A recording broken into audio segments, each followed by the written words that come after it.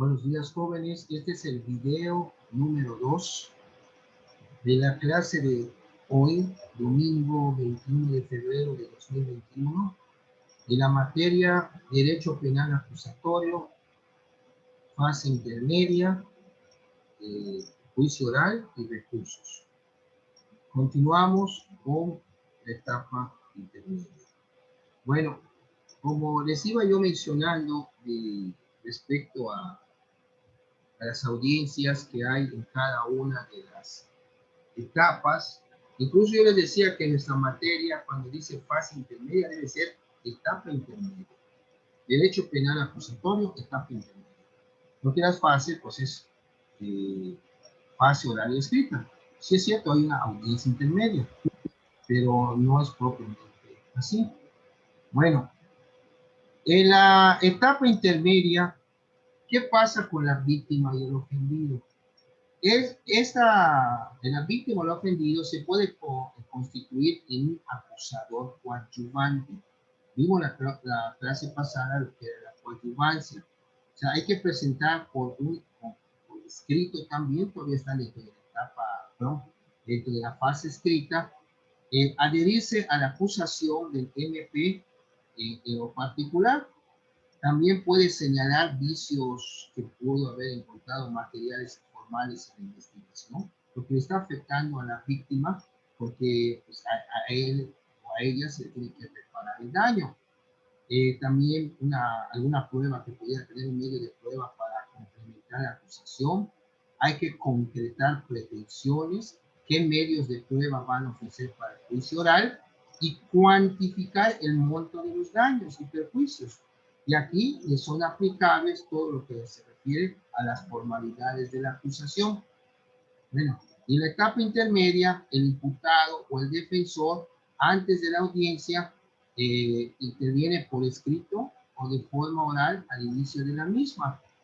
En su escrito va a señalar, o en el escrito que va a contestar la acusación, va a señalar los errores que pudiera haber o las anomalías en el escrito de este, y también aquellos aspectos que se refieran, por ejemplo, a la incompetencia, a la litispendencia, a la cosa juzgada, falta de requisitos de procedibilidad, como puede ser el caso de una querella, que la querella ya vemos que es muy especial, y el requisito de procedibilidad es que lo tiene que presentar la querella el afectado jurídico, o sea, sí, el que fue afectado. El 344 nos señala claramente el desarrollo de la audiencia, cómo se va a llevar a cabo la audiencia oral. Al inicio de la audiencia, el Ministerio Público realizará una exposición resumida de su acusación, seguida de las exposiciones que haga la víctima o el ofendido y el acusado por sí o por conducto de su defensor. Acto seguido, las partes podrán deducir cualquier incidencia que consideren relevante presentar o hacérselo saber al juez. Asimismo, la defensa promoverá las excepciones que procedan conforme a lo que establece el Código Nacional de Procedimientos Penales. Desahogado todos los puntos anteriores que se acaban de mencionar y posteriores al establecimiento en su caso, se va a proceder a realizar lo que se conoce como acuerdos probatorios. El juez se cerciorará de que se ha cumplido primero, por lo que les mencioné en su momento, con el descubrimiento probatorio que ya se cumplió a cargo de las partes, y en caso de controversia por alguna prueba que hubo alguna circunstancia derivada del descubrimiento probatorio, abrirá un debate entre las partes y va a resolver lo procedente. Si es el caso que el Ministerio Público o la víctima o el ofendido ocultaron una prueba favorable a la defensa, el juez, en el caso del Ministerio Público, procederá a dar vista a su superior para los efectos conducentes. De igual forma, impondrá una corrección disciplinaria a la víctima o al ofendido. El artículo 345 nos señala qué son los acuerdos probatorios. Los acuerdos probatorios son aquellos celebrados entre el Ministerio Público y el acusado, sin oposición fundada de la víctima o del ofendido, para aceptar como probados alguno de los hechos o sus circunstancias. Tienen que manifestar sobre si hay algún hecho que ya está probado y no hay que estar otra vez ofreciendo pruebas y todo. Bueno, si van a poner un hecho que hable respecto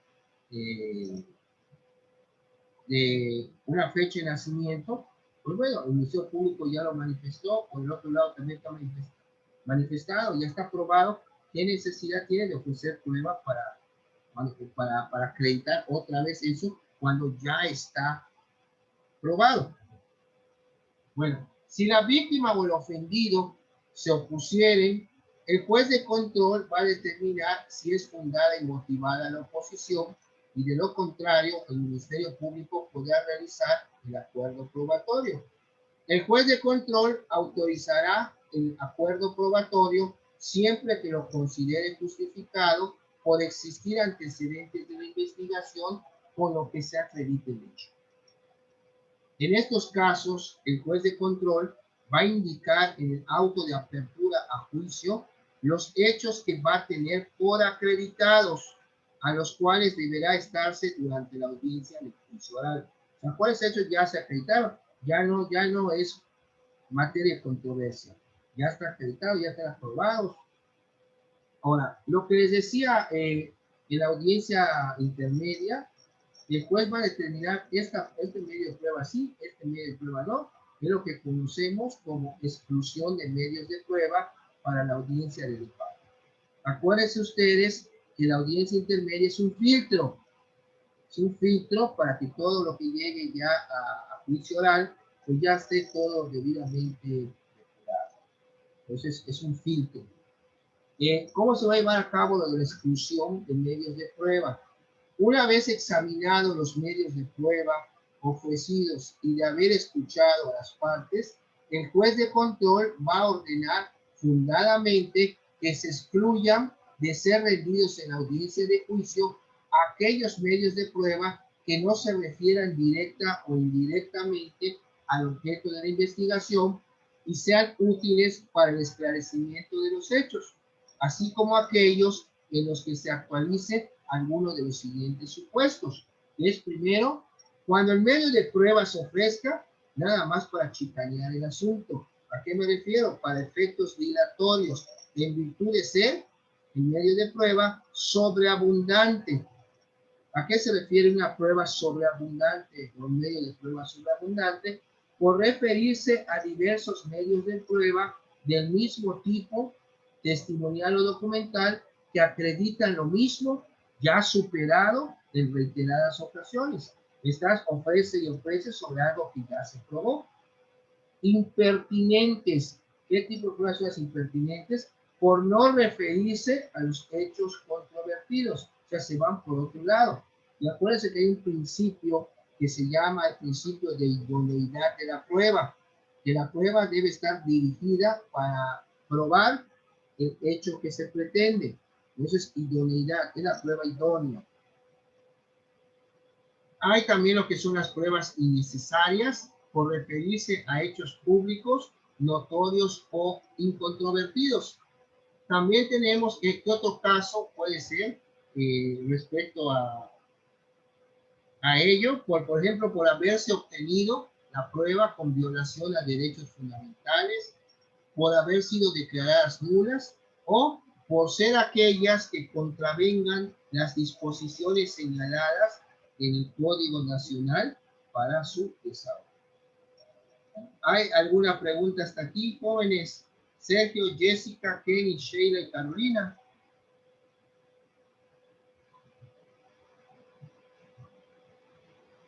Estamos ya en lo que es la exclusión de los medios de prueba en plena audiencia intermedia, que es la fase oral de la etapa intermedia. En el caso de que el juez estime que el medio de prueba sea sobreabundante, va a disponer que la parte que lo ofreció reduzca el número de testigos o de documentos cuando mediante ellos desea acreditar los mismos hechos o circunstancias con la materia que se va a someter a juicio. Asimismo, en los casos de delitos contra la libertad y seguridad sexuales y el normal desarrollo psicosexual, el juez excluirá la prueba que pretenda rendirse sobre la conducta sexual anterior o posterior a la víctima. Eso no. La decisión del juez de control de exclusión de medios de prueba es apelada.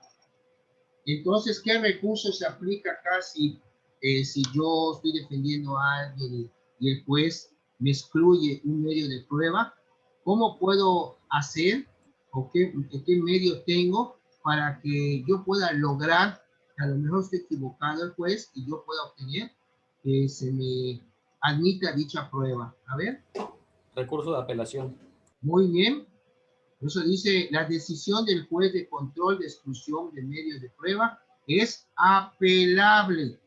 Se va a ir al Tribunal Superior de Justicia, una sala es la que va a ver si efectivamente, y si aún dice que estuvo bien el juez, pues te queda el amparo.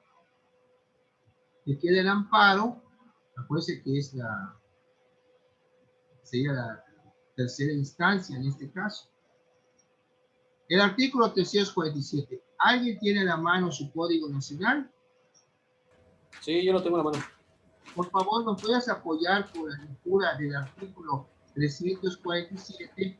Es muy importante porque ahí dice, nos señala, nos precisa qué debe contener el auto de apertura a juicio oral.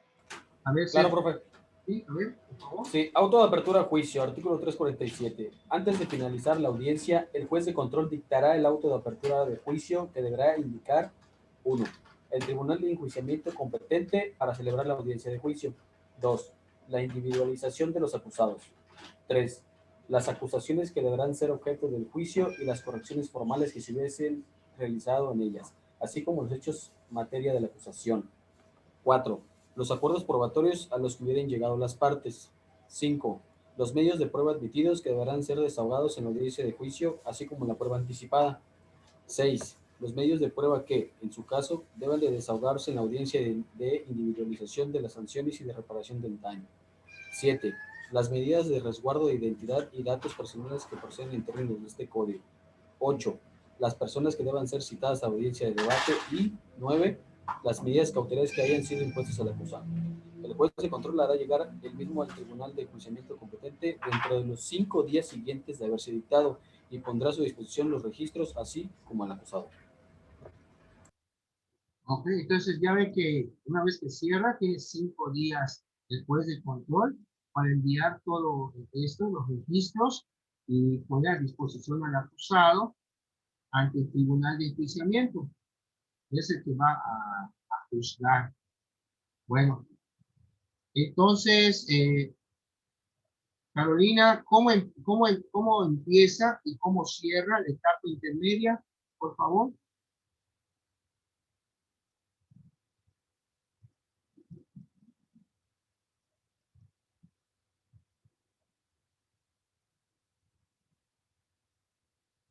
Carolina Juárez.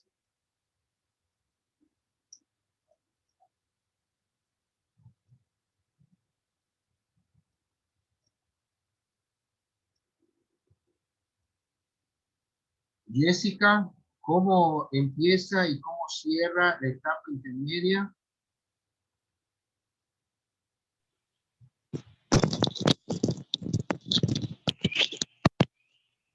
Inicia con el escrito de acusación y termina con el auto de apertura a juicio. Muy bien, así de sencillo. Así de sencillo. Aquí es importante, como les decía, saber qué etapas, qué fases, para que vean qué es lo que se hace, pero también cuando aprendan las etapas, cómo empieza y cómo termina. A ver, Kenny, ¿cómo empieza y cómo termina el procedimiento penal acusatorio.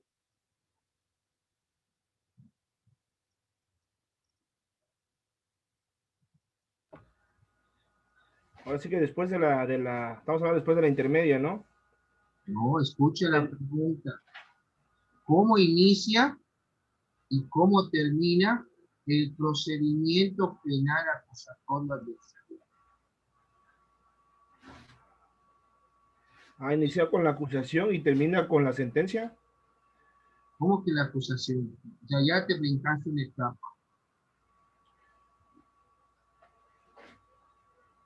¿Cómo inicia? O sea, estamos hablando, ¿cómo inicia todo?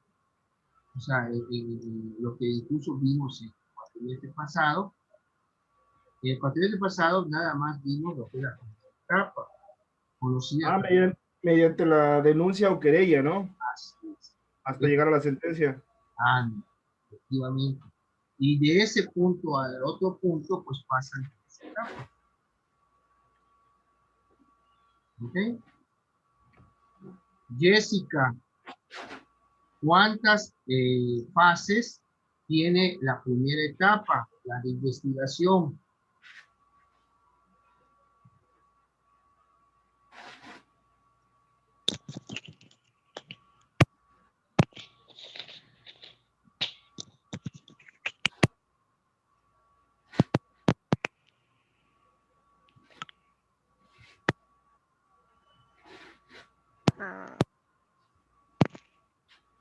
Perdón.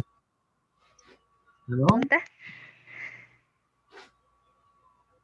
¿Cuántas fases tiene la etapa de investigación? ¿Y cuáles son?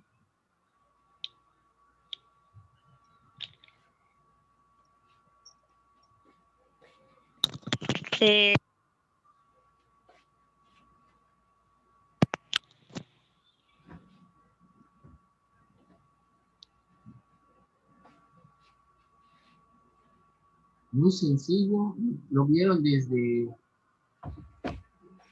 ¿cómo se llama? Desde el cuatrimestre anterior, el séptimo.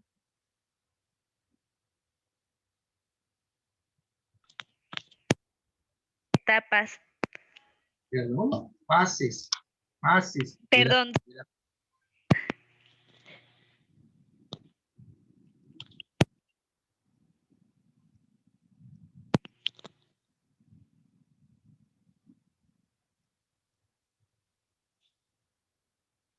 A ver.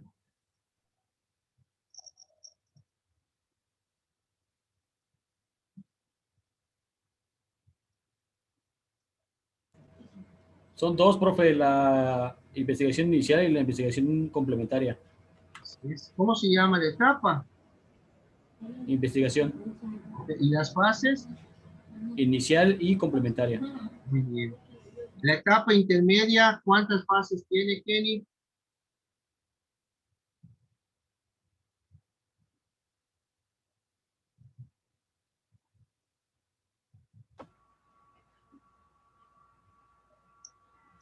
A ver. Lo acabamos de ver en clase, Kenny. Dime.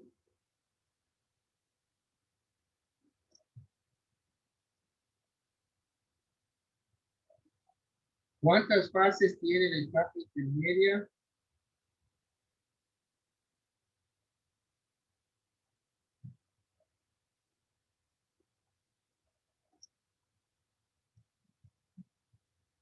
Tiene dos fases, profe. A ver, ¿cuáles son? La escrita y la oral. ¿En qué consiste la escrita? ¿Cómo? ¿En qué consiste la escrita?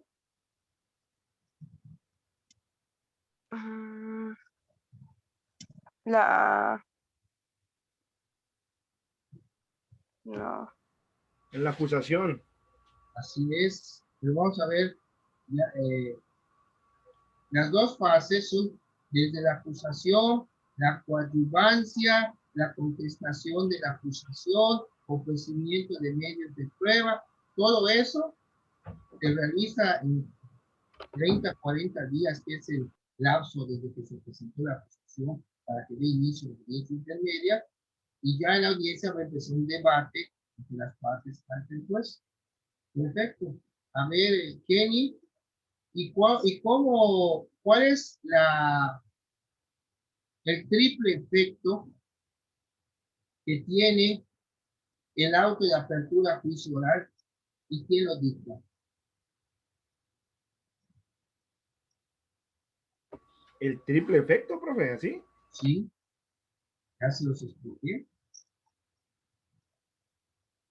¿Cómo es? A ver.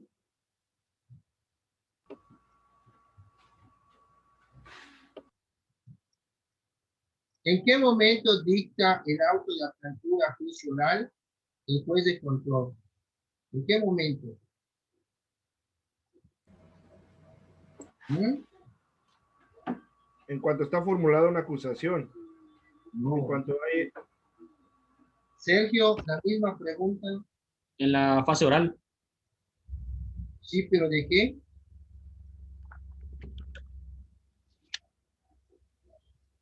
¿En qué momento dicta el auto de apertura a juicio? Esa es la Sí. pregunta.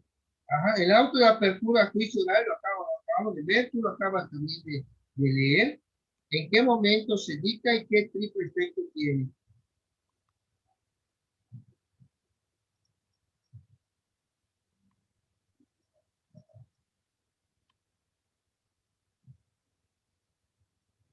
Antes de finalizar la audiencia, ¿no? Ajá. Y la dicta el juez de control en la apertura de juicio. ¿Cuál es el triple efecto? Si no así, ya lo analizamos. La individualización de los acusados, las acusaciones y los acuerdos probatorios. No. A ver, Kenny, acabas de decir que el auto de apertura lo dicta el juez de control antes de concluir la audiencia intermedia, que es la fase oral de la etapa intermedia. Bueno, ¿cuál es su triple efecto una vez que dicta ese acto? Se los expliqué hace un momento. Usen un poco de lógica, jóvenes.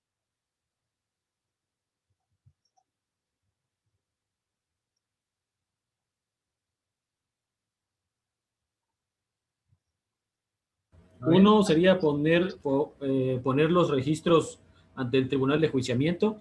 No, no, no. Acuérdense que se cierra y que se abre. ¿En qué momento, Sergio, se dicta el auto de apertura a juicio oral? Después de la audiencia intermedia. Cuando se cierra la etapa intermedia. Antes de que finalice la audiencia intermedia. Ok, antes que finalice, ¿por qué? Porque se está cerrando la audiencia.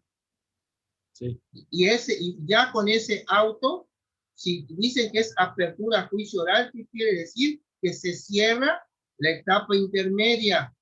Cerramos fases, cerramos etapas y abrimos una nueva etapa. ¿Ya se dieron cuenta? Sí, profe, ok. O sea, antes de que se termine ya le entendí. Esto es sobre la misma etapa intermedia, ¿no? Sí, así es. El cierre de la fase, el cierre de la etapa y la apertura del juicio oral. Así es. Con esas cosas que empiecen ustedes ¿cómo se llama? A relacionar, se van ubicando ya en tiempo, espacio, en lo que se refiere al procedimiento penal. A ver, Kenny, ¿quién más tiene su código nacional aparte de Sergio? Kenny, ¿lo tienes? Sí, profe. Carolina, ¿lo tienes? Carolina, ¿tienes tu código a la mano? No, profe, no lo tengo. ¿No? Jessica, ¿tienes el código a la mano? Sí, profe, sí lo tengo. Mira, vamos, busquen el 307, artículo 307 del Código Nacional. Habíamos visto que íbamos a retroalimentar nada más lo que era la audiencia inicial. Cuando tocamos el tema audiencia inicial, audiencia intermedia, audiencia de debate, y las audiencias que hay en cada etapa. Aunque pueden haber más por alguna cuestión que resulte, como ustedes han visto, pues bueno. Pero la audiencia inicial, como su nombre lo indica, Es cuando empieza a conocer del asunto un juez de control. Cuando el Ministerio Público formaliza o judicializa la carpeta de investigación que se la envía al juez. Si hay detenido, ahí te va la carpeta y te pongo a disposición al detenido. Ahí pues va a haber las audiencias, la inicial va a arrancar con el control de la legal detención, pero si no hay detenido y envía la carpeta para solicitar orden de aprehensión, cuando se detenga a la persona, se aprenda y se la lleva al juez, ahí no va a empezar la audiencia inicial con el control de la legal detención, porque el control de la legal detención únicamente se refiere a las detenciones en flagrancia o en caso de. Entonces, ¿con qué audiencia se va a empezar? Con la formulación de la imputación. A ver, por favor, ¿quién va a dar lectura? Jessica, al 307.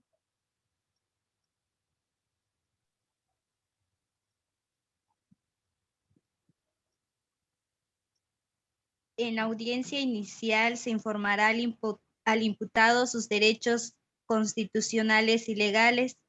Si no se le hubiese informado de los mismos con anterioridad, se realizará el control de legalidad de la detención si correspondiere. Se formulará la imputación, se dará la oportunidad de declarar al imputado, se resolverá sobre las solicitudes de vinculación a proceso y medidas cautelares, y se definirá el plazo para el cierre de la investigación.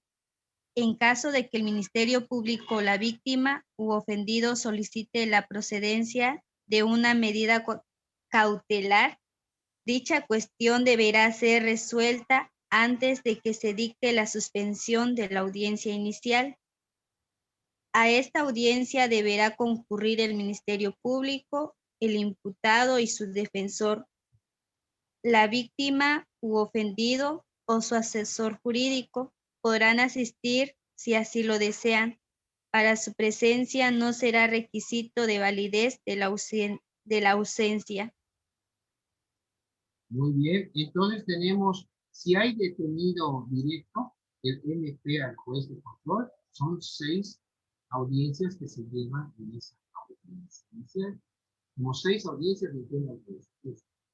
Y si no hay detenido, son 5 nada más. Empezamos con la formulación de la imputación. ¿Alguien me puede decir en qué consiste o qué se va a tratar en esa audiencia del control de la legal detención? A ver, control de la legal detención, que acaba de leer su compañera Jessica. ¿Qué se va a tratar ahí? A ver, ¿o qué va a hacer el juez de control para poder resolver sobre él? Jenny.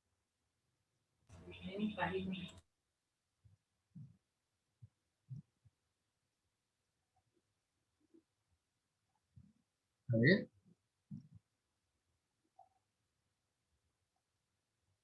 ¿Cómo es a la hora del detenido?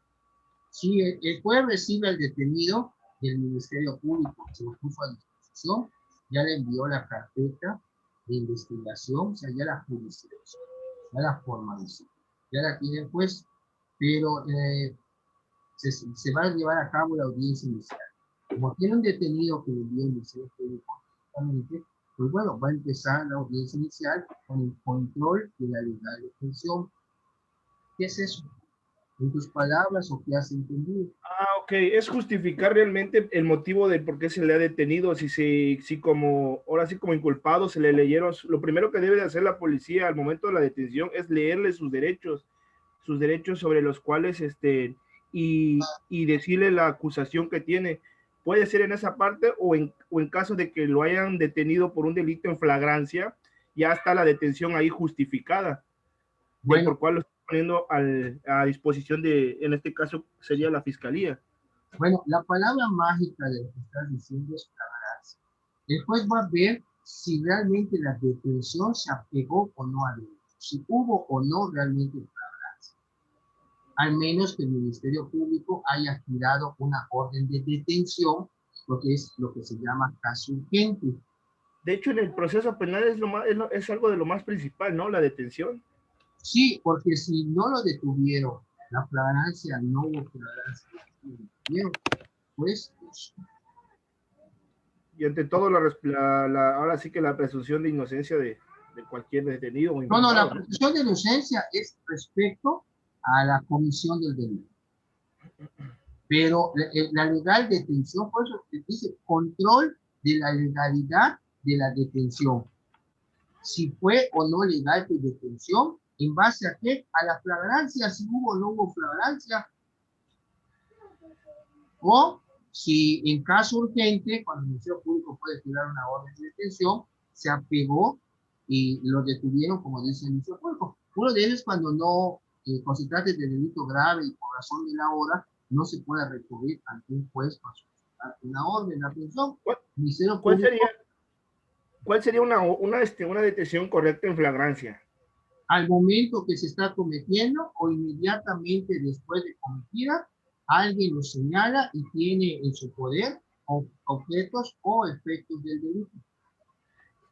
Pero solo por señalamiento, eso ya no procede, ¿no? No, es que la flagrancia, se le conoce como la flagrancia propiamente dicha, es cuando estás cometiendo el delito. Pero también te dice el 146 del Código Nacional que si inmediatamente después de cometer el delito es perseguido hasta su detención, pero por un señalamiento que haga una persona, no lo van a estar correteando como a mí en el sistema pasado, que ponían hasta 72 horas, todavía se configuraba lo que era la cuasi flagrancia, no la flagrancia pura, porque la flagrancia pura es al momento de que estás cometiendo el delito. Profe, bueno, en este caso, bueno, yo siempre tuve duda al respecto de eso, sobre la flagrancia de la detención, porque en el momento que tú le pierdes la vista a la persona que acaba de cometer el delito, en ese momento inmediatamente se está perdiendo la flagrancia, ¿no? No, porque lean por favor, a ver, Kenny, si tienes el 146 que dice. Artículo 146 del Código Nacional. ¿Siento qué? 46.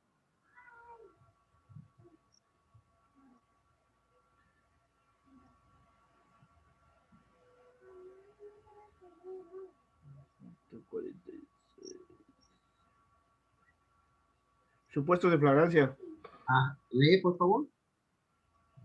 Se puede detener a una persona sin orden judicial en caso de flagrancia. Se entiende que hay flagrancia cuando, uno, la persona es detenida en el momento de estar cometiendo un delito. O dos. Eso es flagrancia puramente dicha. ¿Ok? Flagrancia pura, lo que acaba de mencionar. ¿Cuál es el otro?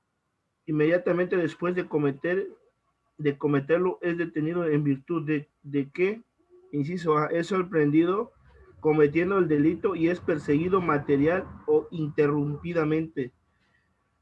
Ahí es aquí a donde voy, ahí lo dice interrumpidamente, y en el momento que ya lo pierdes de vista y digamos 5 minutos después lo vuelves a ver. ¿Cuál es el otro supuesto? Cuando la persona sea señalada por la víctima u ofendido, algún testigo presencial de los hechos o quien quiera intervenir en ella, en la comisión del delito, y cuando tenga en su poder instrumentos, objetos, productos del delito, o se cuente con información o indicios que han de presumir fundamentalmente que intervino en el mismo.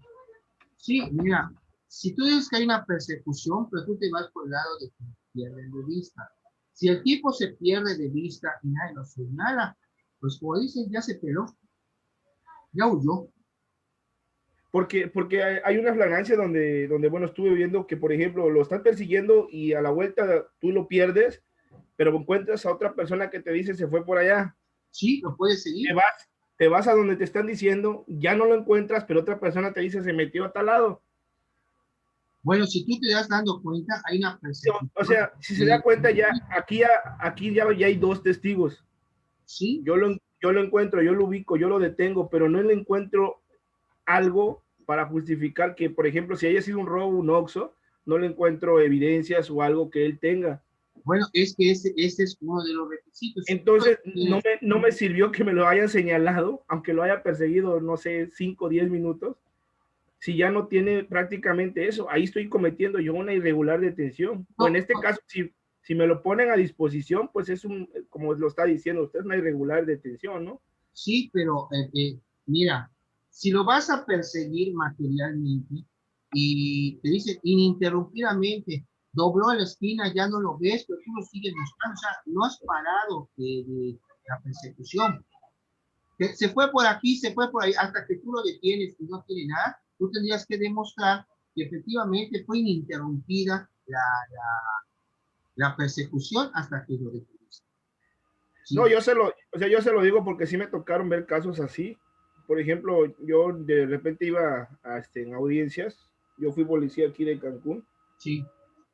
Y en la hora de declarar y todo eso, tú no podías decir que dobló o algo así, porque no, en ese momento tú ya automáticamente ya fue interrumpida esa flagrancia. Y te empiezan con preguntas de, y si dobló, ¿cómo te percataste de que era él? Y que si esto y que el otro. Sí, no, simple y sencillamente lo hace. O sea, es a lo que voy, donde realmente ya, ahorita no sé, pero en ese entonces tú al decir que lo agarraste cuando dobló, ya era automáticamente irregular la detención y va para afuera. No, mira, no vas a decir, por ejemplo, es un aspecto muy importante cuando hay la persecución, de que tú no lo perdiste de vista. Por ejemplo, si te dice, oiga, pero si el robo fue aquí y a él lo detienen a 5 calles acá, que es a la vuelta, sí, pero yo no lo dejé de perseguir. Él al momento si doblaba en una calle, yo estaba yo como 2, 3 metros de distancia, pero tenía yo que meterle un poco más de velocidad para detenerlo. Tú puedes decir que no lo perdiste de vista, aunque si doblara, bueno, y cuando dobló, no va a doblar y tú como a los 20 segundos vas a aparecer. Cuando hay una persecución, se supone que no paran y que si dobla, sigue el otro está corriendo, que si ve que cruza la calle, el otro, o sea, no lo pierdes de vista, porque si ya lo perdiste de vista, lógicamente no vas tampoco a mencionar ante el juez. Esa es lo que voy a lo que yo le dije. Que dobló acá. No, que tú materialmente lo perseguiste hasta tu defensa. Ajá, es lo que voy, profe, que automáticamente cuando tú lo pierdes de vista, pues... No, yo voy a decir, yo vi cómo estaba vestido cuando yo, y sobre esa persona vi su complexión, vi todo, y eso me permitió no perderlo de vista y seguirlo persiguiendo hasta su material captura. Si dices, si empiezas a dar, no que dobló, que un testigo te dijo, se fue por aquí, eso no lo menciones. No es lo que menciones, es lo que te preguntan ahora sí que en la audiencia. Yo se lo digo porque a mí sí me pasó. Y de repente te tiran unas preguntas que, o sea, es como, yo le pensé de la misma manera que usted está diciendo, pues lo tenía yo a 3 metros. Ahí dices tú, bueno, en 3 metros, y cuando te empiezan a hacer preguntas de que, bueno, si dobló a esta esquina, si dobló en la otra, no le perdiste la vista. No, pues venía corriendo al ritmo de él, traías equipo táctico, por ejemplo. O sea, le digo, son estrategias que luego utilizan que relativamente, sí, pues yo creo que a los abogados sí les funciona. Yo ahorita que estoy de este lado, pues yo lo veo y realmente no, la flagrancia sí es muy difícil, muy difícil de que sea en el momento. Jenny, se va a cortar, regresamos en un minuto y seguimos sobre el mismo tema. ¿Te parece? Perfecto. Sí, claro.